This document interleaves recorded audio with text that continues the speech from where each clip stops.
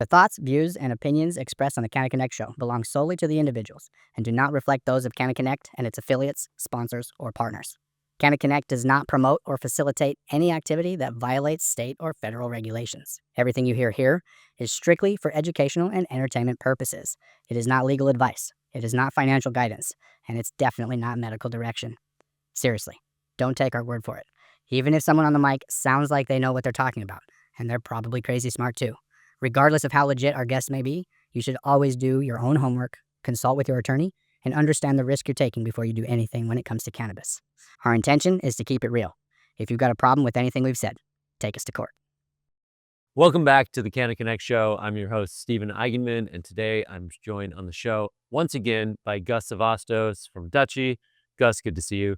Good to see you too, Stephen. Today on the show, we're going to dig a little bit more into Dutchie, talk about the 2.0 platform, what's coming next with Connect and Nexus, touch a little bit on, what you've debuted at MJ BizCon, as well as talk about what's happening in Minnesota as it relates to where operators are currently at, and talk about how that's going to change, 6 months from now, 12 months from now. Depending on when you watch this episode, you may, be in a completely different place, but all we can talk about and all we can control is the now. So it was really great to talk to you today. I'm looking forward to the episode and appreciate you being back on the show. Of course. Thanks for having me back.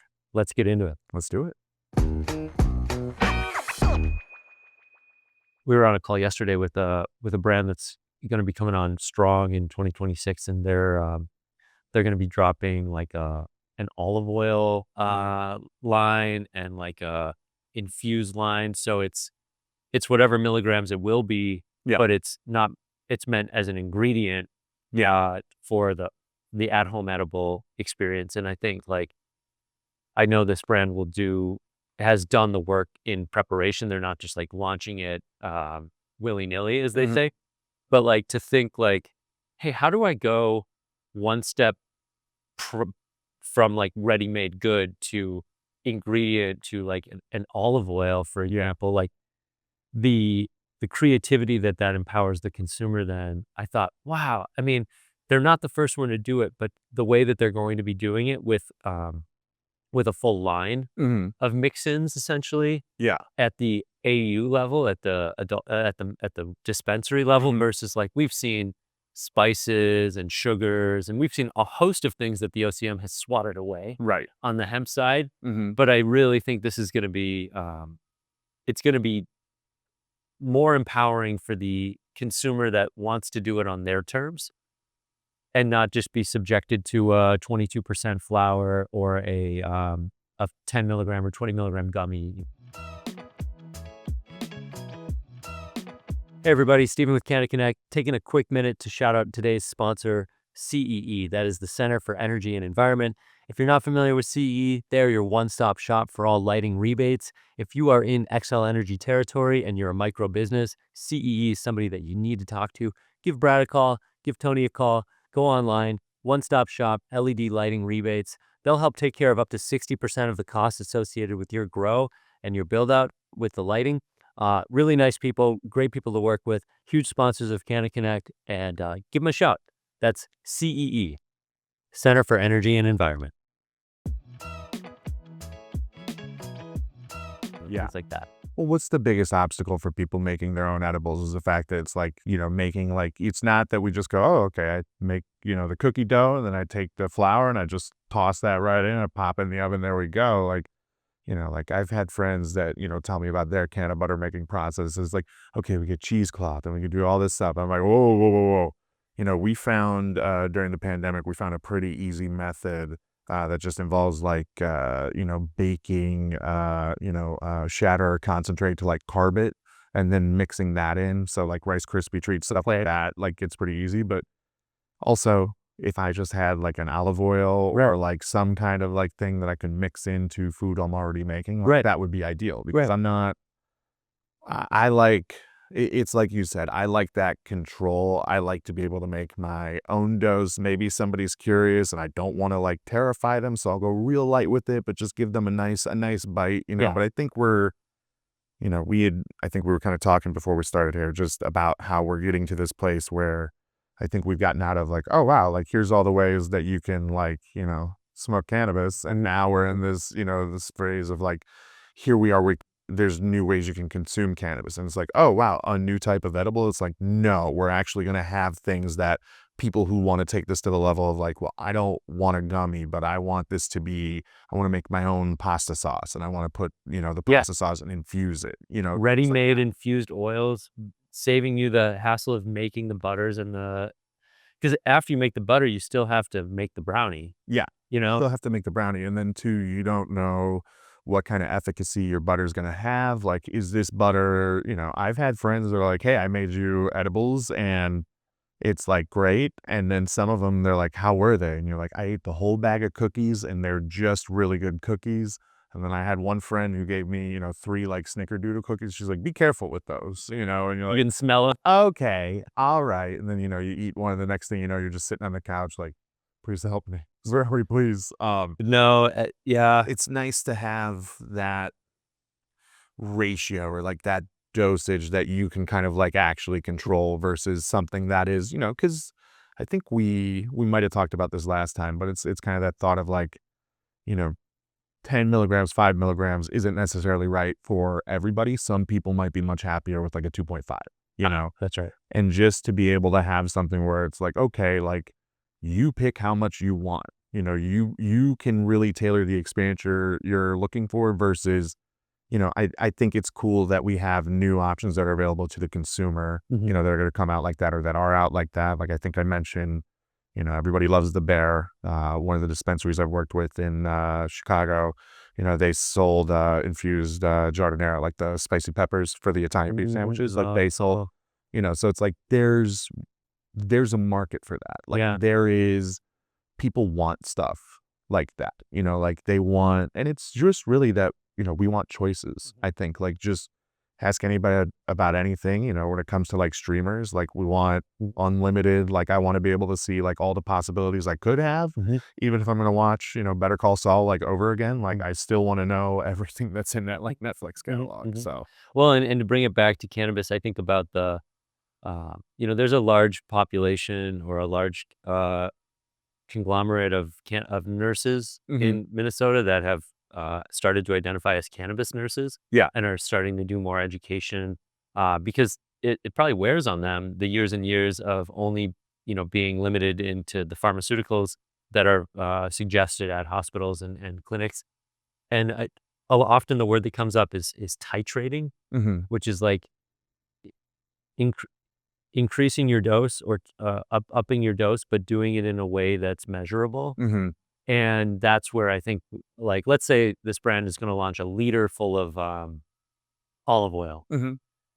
I just like that the consumer is not having to choose the dose at the store. They're choosing the dose in their kitchen. Correct. And then afterwards from their fridge and from the pantry and things like that. So I love where this brand is headed, and I know they're going to do great work. And I also know they're working with Dutchie, so it's a good full circle there. But the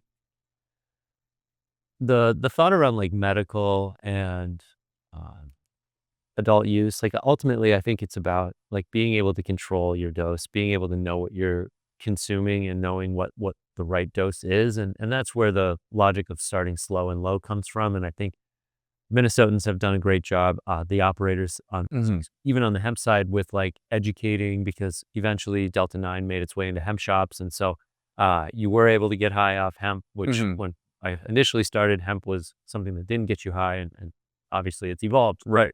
And for the most part, I think for the good, but that's from a Minnesota perspective. I know not every state feels that same way. Yeah. And I think too, it's a unique relationship that you guys have, here. I think also to think about too, like just going back to like the control of your own dosage, I think about when you think about like people who, and look, like I'm not gonna like sit here and be like, they just haven't had the right dose, right? Like, but also, I think it's a lot easier to have an adverse experience when you don't feel like you're in control of it. So, hey, I'm going to put just a dollop. I'm going to put just a dollop and I'm going to work my way up to a teaspoon and then I'm going to work my way up to a tablespoon is going to be a lot better experience for that person versus somebody gave me, a 10, a 20, a 25 milligram edible. And then my cat was talking to me for like 4 hours. I had a terrible time. Like, I think the more, it's not just the control, but it's also like you were saying with the nurses like stepping into the cannabis space and, announcing that, hey, we're cannabis nurses. Like Mm-hmm. it's also the education piece of it. Like, hey, you need to know like what this is. This is going to affect everybody differently because it is, a chemical that's processed by the body, like runs through everybody's body's different. Like I'm going to metabolize it differently than you do. Like we could both take the same amount of like edibles and then, just sit here and have completely different experiences. You could be euphoric. I could be like stuck in myself. Like it's just because, it's not quite 1-to-1. It's 1-to-1 for you. You know what I mean? Like it's, and if you don't, if you don't feel safe to try, if you don't feel safe to consume or safe to experiment because you're not sure this or that, like it's like we said, low and slow is always good advice. But I also feel like too, it's that thing of if you feel that you have the control over the experience, it's more than likely going to go a lot better for you versus just feeling like this is lost to me and this is happening to me, because cannabis is something you experience. But I also feel like it's something that, you know, there's good experiences, there's bad experiences. Right. Well, and ultimately, like what I think we're looking for is a certain level of familiarity Mm-hmm. throughout the customer journey. Yeah. And Well, analogs to things they already know. yeah, It's not this foreign concept, because who doesn't or hasn't or doesn't know somebody that's cooked something for them with olive oil? Or, hey, we're going to make, pasta. I don't have a sauce. We're going to toss it in olive oil real quick, put a little Parmesan cheese on it. That's perfect. You know what I mean? Like yeah, there's all these things that we can do with just like focusing on getting to an ingredient level, and I think it's control, it's options, it's flexibility. And then people can start to see themselves in those options where, you know, my parents will probably never be like joints people, like sure, as much as I would love it. I love my, eventually like, hey dad, we're going to do a bong rip. But, I think he'll probably be more of like an edibles guy, but he'll probably go like low 1-to-1s yeah, for him. yeah. Like just stuff like that you have to think about, but also, I don't know. Choices and freedom is always good. Choices and freedom is good. Absolutely, couldn't agree more. I think the last time we spoke, it was literally Schedule 3 was or not sorry, the executive order signed by President Trump was being signed. Yeah. Talk about a great day for recording. We had Luis Ballesteros on the show from Metrc, like as the ink was drying, and then I believe you came on an hour later. But and obviously things are still progressing with the potential around Schedule 3, the potential around the removal of Schedule 280E. But like, let's focus on what we can control or what we did control. And how did you enjoy the Canna Connect with Metrc event that we put on in December? Yeah.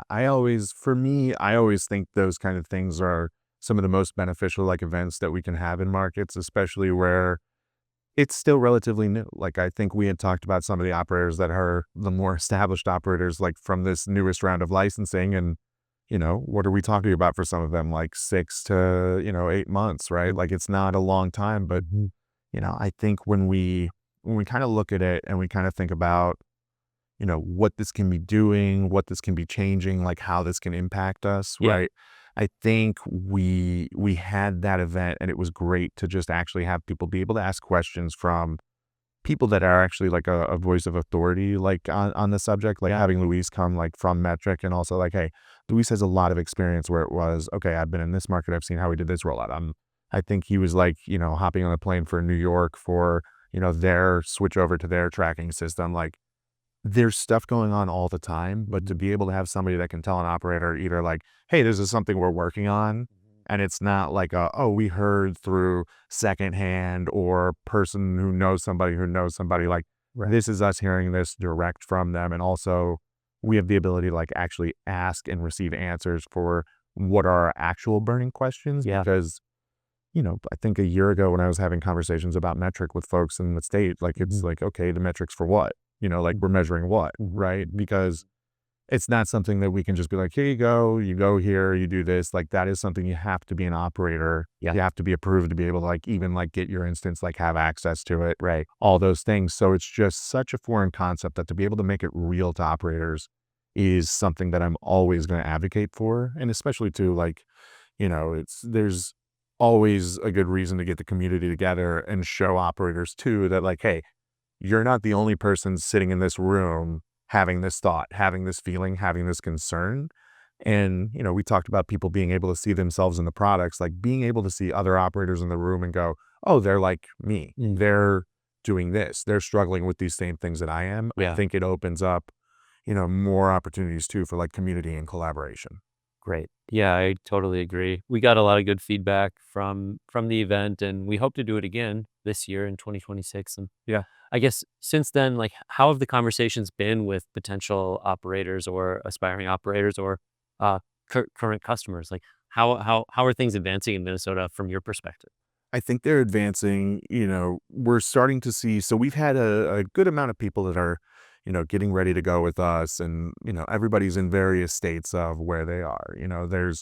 There's folks that, we've been talking for a while. They're about to open up their first location. There's some folks that are like, hey, we've got this one. Now we have a partner that's got this one, or, like all these different like configurations. It's great to see that now that we're actually in a space where the market is up and running. I think there's less of what we're talking about, to operators existing in kind of like a bubble where it's more of two. Like now there's also the fact that I can go talk to, so-and-so at this dispensary, go ask them Yeah. how their experience is, or, hey, we've gotten up and running and now we're seeing these are things that we did not like see, like, how do we go about, like, what does your system do? So I think the way that the questions I'm being asked now compared to like a year ago, even in first conversations with like net new, like licensees who have like, there's a lot more like questions that are coming that are more thoughtful from like a lived in perspective versus I think where we were last year, where it was kind of like this is all conceptual. Yeah. Right. Yeah. Oh, that makes sense. I laugh because I've been preparing for our next event, which is the Lucky Leaf Expo and the Lucky Leaf After Party, and I'm getting uh, excited. and I'm looking through the photos, and I see Gus Sevastos in one of the photos, and I'm like, oh, Gus was at the event. We didn't even know each other a year ago, and Yeah. I'm glad you were there. It was a good time. Yeah, no, it's funny. It's funny how it goes from, oh, these are names in an email. These are faces on a Zoom call. These are to no, like these are, I think even to like just getting to know you a little bit better, like your experience. And the same with like the experience of like the operators I've gotten to talk to. Like there's some really cool people in Minnesota that are trying to get something going in cannabis. And some of these folks, it's dream, like we talked about. I know there's a group here that, it's somebody has been a nurse for a while and their passion is cannabis. And now they're making the move to have the dispensary because that way, like, hey, I can make this move. I can do this thing, and now it's real. Yeah. Like now it's a real thing. So it's a lot of fun having conversations, like knowing that it's not this thought exercise anymore of like, the Minnesota market, when it happens, is going to be really cool. It's now where, hey, the Minnesota market, when more operators get live, like then it's going to get really exciting. Yeah. I mean, now from the Moxie, you can actually walk to a store. Yeah, I found another one too on my way over here, like taking a different street down, and I was just like, man, I'm gonna come next summer when I'm here. Oh my God, like I'm just that's It's gonna revitalize Uptown. I Well, really think there's gonna be the cannabis boom. It won't sustain there. It's not like we're gonna have 8 or 10 dispensaries on Hennepin and Lindale forever. yeah, But I really think it's gonna provide a boom. Like we joked about it last night. Like you couldn't afford 10 McDonald's on yeah, Hennepin and Lindale, but yeah. cannabis is a little different. Yeah. And I think too, it goes back again to choices. Like everybody's different. The different brands have a real opportunity to like identify themselves, like figure out what their like spin is, what their perspective is. Maybe it's the way they do customer service. Maybe it's the products they're offering, And for now, we're limited in our supply, and Right. that's an inherent challenge in this industry. But like, before we move too far away off cannabis, I did want to provide you an opportunity to share. We talked about last year versus this year. Talk to me a little bit about how Dutchie has evolved in the last year or so plus. Like, tell me a little bit about Dutchie 2.0, as well as like even what you've rolled out at MJ Biz. Yeah. And from a non-operator, like, I'd love to learn a little bit more about the product that you sell. Yeah. So I think it kind of goes back to our overall journey. We were kind of like founded off this idea that During Oregon's legalization boom back in 2015, our founder was waiting in a line for a dispensary that was just like down the street around the block, and he's like, I have been smoking my whole life. I know what I want. I know what I'm looking for. I know that I just want to walk in there and be able to pick it up. Right. And so Dutchie kind of like came out of that. And so we launched as an e-commerce menu. We added point of sale functionality. And for a long time, there were a lot of things where I would have to tell somebody, okay, hey, we'll do this, we'll do that. And now you have to go to, 4 other companies for A, B, C, and D. Okay. Right. With all the things that we've done in the last year. So if you were having this conversation with me in December of, even 2024, hey, what does Dutchie do? I'd tell you what Dutchie does that day, right?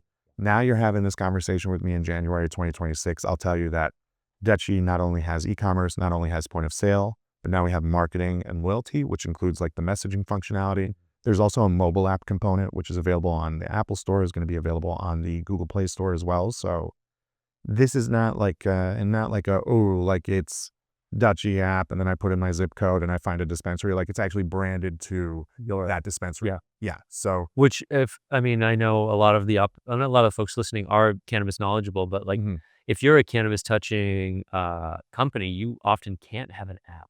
yeah.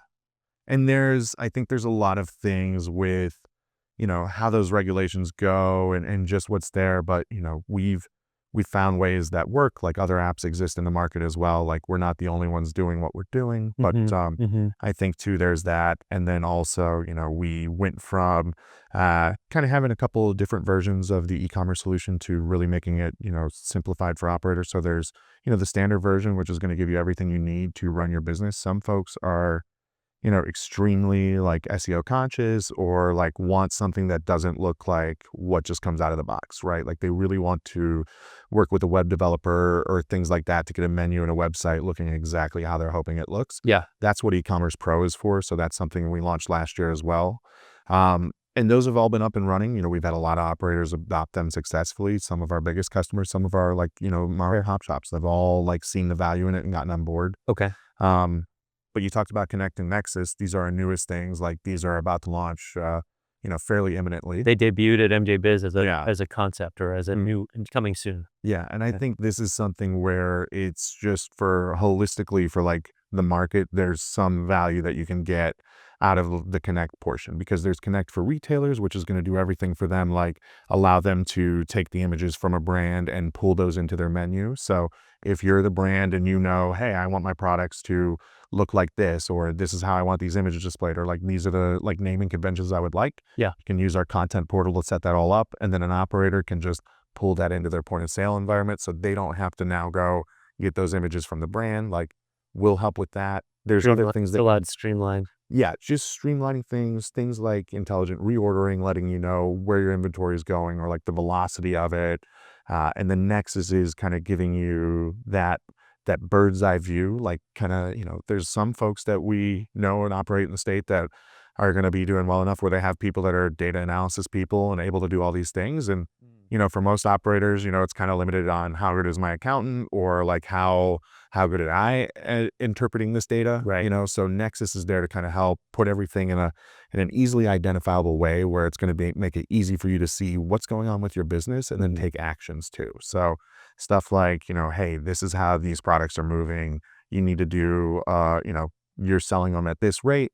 You're going to probably need to do a reorder in this capacity. So it might be time to actually initiate, that reorder request to the brand or the operator now. Right. Some good automations pulling through. Yeah. Well, just things, but also too, it's not, we don't let the computer control your business. You're still running everything. So these are just insights that we put up in front of you. And then you can choose whether to notice them, acknowledge them, ignore them, like move on from them. Or, we have the Nexus agent that's involved in that too. And that can help them with taking those quick actions. And just like, for example, one that we talk about that was on the floor at MJ BizCon was, hey, I'm, looking at my environment and I want to do something to, I want to set up a promotion to get my customers back that haven't shopped with me in 2 months, right? Nexus is perfect for that, where we'll go, okay, we're going to take you, we're going to, see, okay, here's 2 different segments of your customer band. that you might want to include in this promotion or like the outreach for it. And then cool, now we can do a little template that sends something to those customers that are part of that segment that haven't shopped with you in a while. Yeah. Just asking them, hey, do you want to come back and check this out? Here's here's something we can do for you. Or here's new products that we have. Or, you talked about limited supply right now. I think it's the thing of, hey, we just got this product type in. We just got new flour from so-and-so, right? All these tools are just there in the system for operators to just organically have most of the things they need in one place to be able to do all those things that they need to do in their day-to-day. Okay. Yeah. Yeah. Yeah. I heard it from an operator recently. That's why I kind of wanted to ask. I was like, yeah, I was, cause we're still early in this game, we're not exclusive with Dutchie. We love having you on the show, but it's good to hear from operators to hear like, where are they at? How are they feeling? And they said, well, the new features that Dutchie's rolled out, it really sets the brand apart. So I just wanted to hear it kind of from the horse's mouth. Yeah, appreciate it. I'm glad that the operators are liking it. I think at the end of the day, these were not things that we designed going, what can we do to like do this and that? Like these were things that our operators were telling us, these are the actual changes that would improve like our bottom line. These are the things that would help us, streamline our operations or see what's going on because, we're still people at the end of the day. And Yeah. I think the more information you can arm people with, the more they can do with it. And I think just having everything kind of all in one place at their fingertips and they can see, a pretty holistic picture of their entire business. Right. I think that's the more you can put in one place for an operator to save time and do more with less is always helpful, especially in cannabis where we have to be lean and we have to be scrappy. Right. Yeah, absolutely. And I hear, and I've seen it with my own two eyes, but the folks that are in this industry that are more at the micro business level, I mean, they are independents. They are mom and pops. They are, somewhere in the middle class, granted it's a spectrum. And then, they're putting their life savings into this or they're raising from family and friends, which is often a huge risk. And, what are some of the misconceptions that those types of people have when they initially start talking to you and where do you have to kind of help, round the corners around the brand as it is with Dutchie, which is one of the larger companies in the space? I would say, first and foremost, it's not going to be easy. And anybody that thinks it's going to be, easy is, I think in some cases, getting your license might be the easiest part of the process of like opening and starting your own dispensary. And that's still really difficult, Yeah. Yeah. But it's the same as like any, I think we talked a lot last night at dinner at like about retail entrepreneurship, like in how cannabis is kind of a perfect intersection of both. But in the same thing, how challenging is it to open your own business? And then also too, like how challenging is it in the retail space, not just currently, but like historically. 7 days a week. Yeah. Or 6 days a week but I mean, a lot of the dispensaries are 7 days a week business. And when you're a mom and pop, like operator starting out, like, a lot of times it's you, it's mom and it's pop. And then we'll get to the point where things are doing well enough. We can add somebody else. And, we start to scale up from there. But I think that would be, it's not going to be easy. Go low and slow, right? But also like start small, scale up. I think if your like space can hold 8 registers, maybe start with 5. Yeah. And then we can expand, the 3 registers. Otherwise, what could you do with that other space? How could you repurpose this? How does this, improve the customer experience? But then, okay, 5 registers isn't enough. Cool. Now we can add a 6. Now we can add a 7. Now we can add an 8, right?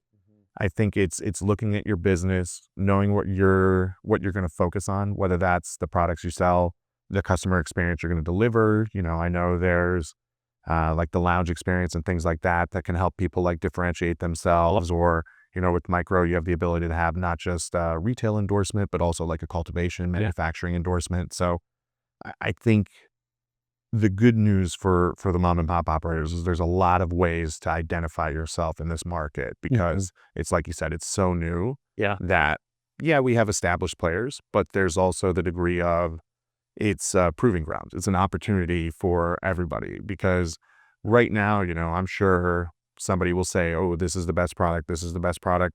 I think one of my favorite parts about seeing Ohio go from like medical to adult use is now I have conversations with my friends where they're like, oh man, I got something from, this cultivator. It's really good stuff. I'm like, I've been telling you guys about this for years. I'm so glad you finally got to try it.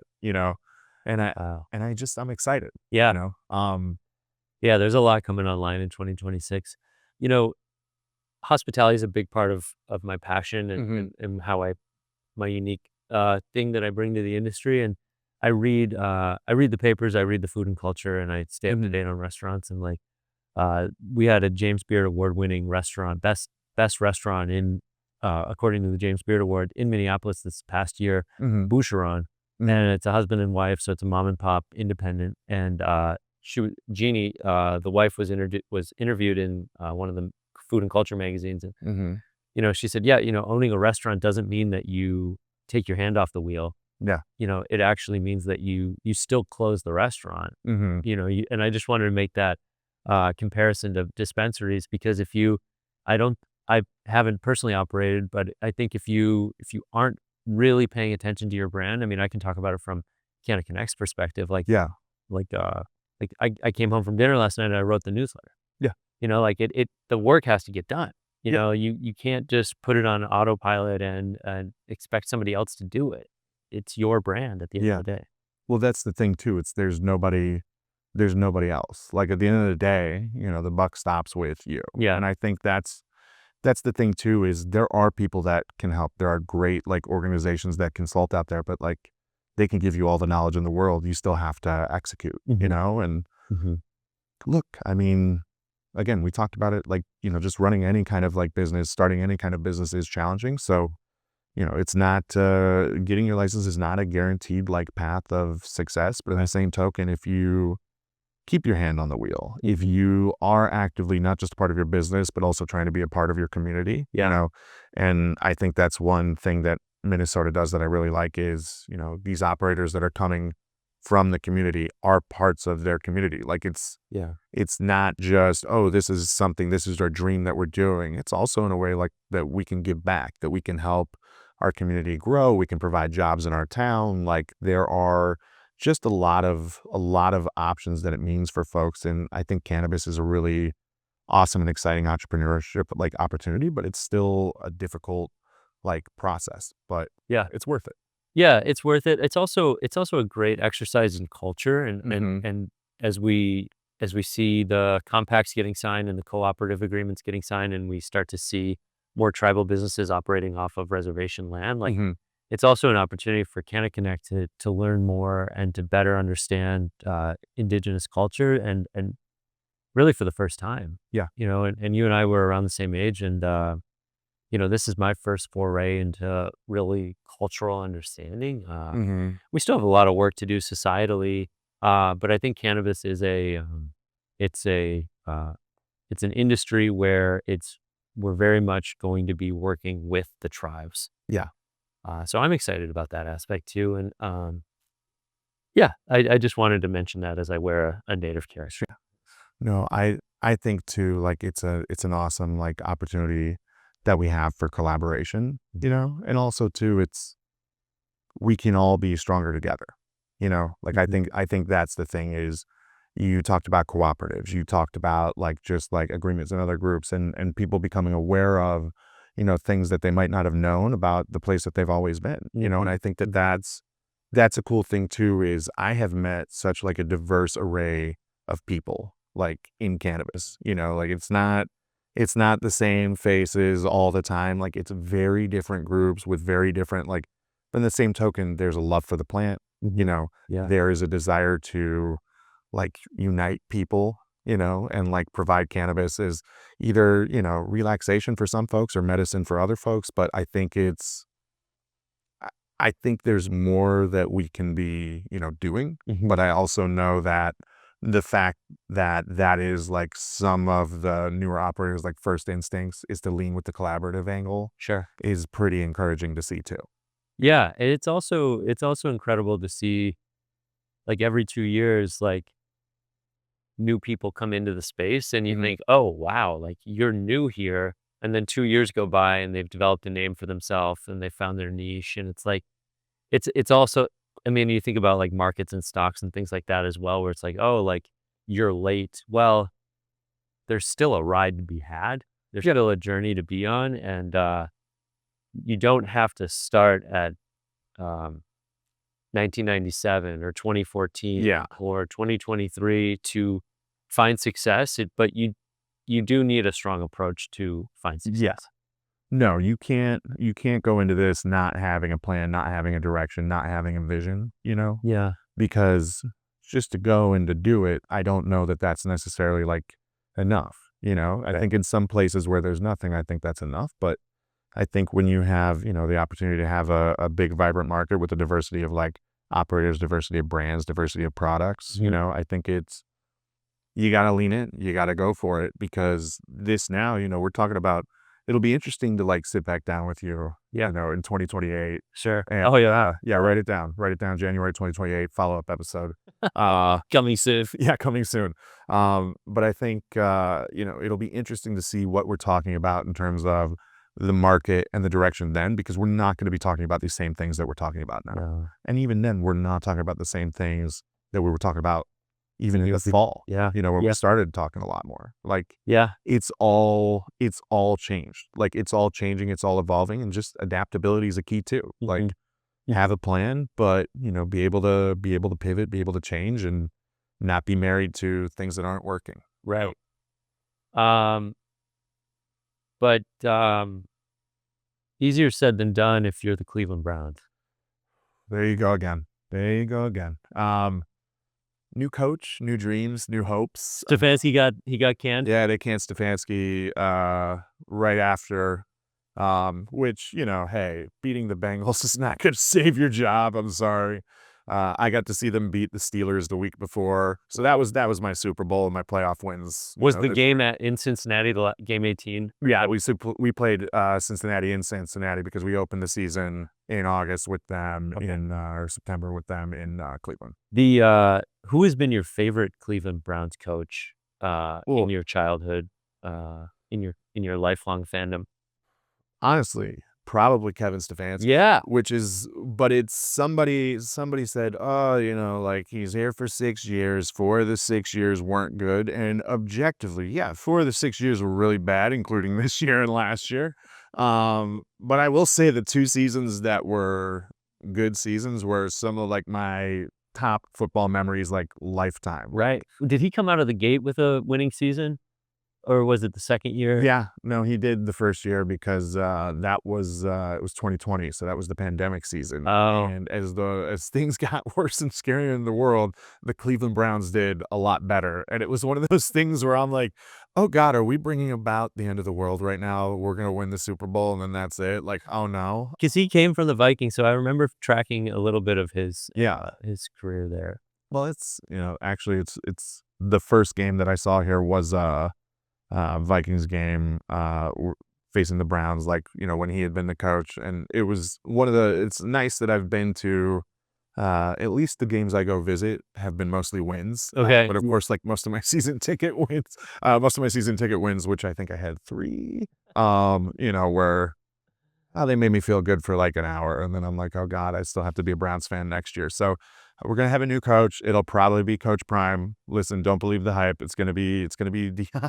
So that would be incredible. It would be. I don't think there's ever been a father-son. Is he in the coach like starting floating now? No, he's no. He hasn't been offered anything. Okay. I think that's the Reddit the Reddit idea. Well, they're gonna fire him and bring in Dion. I say, well, maybe they do, maybe they don't. But yeah, I doubt it. But Shadour's signed, so he'll get another shot next year. Yeah, I think he'll get a shot. Honestly, like I'm hoping we get like an offensive-minded head coach, or we just promote Jim Schwartz, our defensive coordinator, because it's a lot of things you can say about the Browns, and it's hard to say that a 5-12 team has what I would call an elite defense, but that's certainly what we have. A record-breaking year, and it's just how wasted. We're gonna have was it Carson Schweizinger is he just got nominated for Rookie of the Year. Oh, so I don't know if he wins overall, but defensive Rookie of the Year, but it should be a lock because that guy 90% of the tackles that the Browns had on defense this year were pretty much him. Like they're like, and it's so-and-so and Schweizinger, so-and-so and Schweizinger. So basically, like, so I think he had 150 something tackles in his rookie season, which is unheard of. But yeah, so Well, as long as you're cheering for the Minnesota market, I'll be, looking out for the I'll Browns. cheer for the market, and if the Vikings were in the playoffs, I'd be cheering for them. But we're both just enjoying January, going, who do I want to see be sad right now? And I got to see Pittsburgh be sad. Wow. Monday night, Yeah. which was a short-lived joy for me because one of my best friends who is a Pittsburgh fan, Tomlin announced he's stepping down Yeah. the following day. So he was, I think, more happy about that than he was angry about how the season ended. Wow. So Yeah, I hope Aaron Rodgers hangs it up as well. I've had enough. no. Had enough of Aaron Rodgers. I've had enough of Aaron Rodgers, but I don't know that he can hang it up. Right. You know what I mean? Because, we also had Phillip Rivers come back. So, Yeah. Out of nowhere. yeah, nothing is impossible. And who knows who's going to win the Super Bowl. So, Yeah. Do you have any predictions on that? oh, I don't know. Everybody that I don't want to win it is already out. So, NFC, AFC, any leanings on that? I guess Browns are in AFC, so I'll root for that. But Okay. I don't know. It'd be cool to see, one of the teams who nobody was expecting to like actually take it. But it's been an open football year, which has been kind of cool. Like Yeah. Chiefs, not a contender, Right. not making a run to the Super Bowl. Like it's okay. Yeah. For the first time in a long time, the Yeah. Bears are not who we thought they were. No, the Bears are actually good. Mhm. Maybe actually, honestly, yeah. If I'm rooting for one team, it's probably like on the NFC, it's the Bears, and I would say on the AFC, it's the Broncos, just because Yeah. I lived in Denver, and also like it's hey, I like a scrappy young team just trying to figure out what the hell we're doing because the Cleveland Browns don't know what they're doing ever. So anybody that's like, oh wow, they're doing it, I'm rooting for them. Right on. Yeah, and if people aren't sure what they're doing or want to reach out and pick your brain, what's the easiest way to get in touch? Yeah, probably, LinkedIn or my email. I'm anybody that's got like a license or you even just have questions, like things like that. I'm happy to be an open resource any way that I can. Sure. But I think for me too, there's a wealth of resources that are out there like Canna Connect and like other folks too. So I think, happy to point people in directions. Like I can easily be a tour guide as much as I can. Like if you're like, hey, I would love to know about an operating system. Yeah. Great. I can tell you all about what Dutchie can do for you in your dispensary, your cultivation, your manufacturing. Otherwise, Sure. I'm happy to point you hey, I'm looking for somebody that might do this. Happy to point you in directions. So, Yeah, amazing. And we appreciate Dutchie's support over the last 6 months or so that it's been, and look forward to a more successful 2026 for everyone involved. And, yeah. Cheers to the future. Thanks for being on the show. Of course. It's good to see you again. Yeah. Good to see you too. Thanks for having me. And yeah, absolutely. I'm excited for what comes next. Yeah. Excited for 2026. No doubt. Sweet.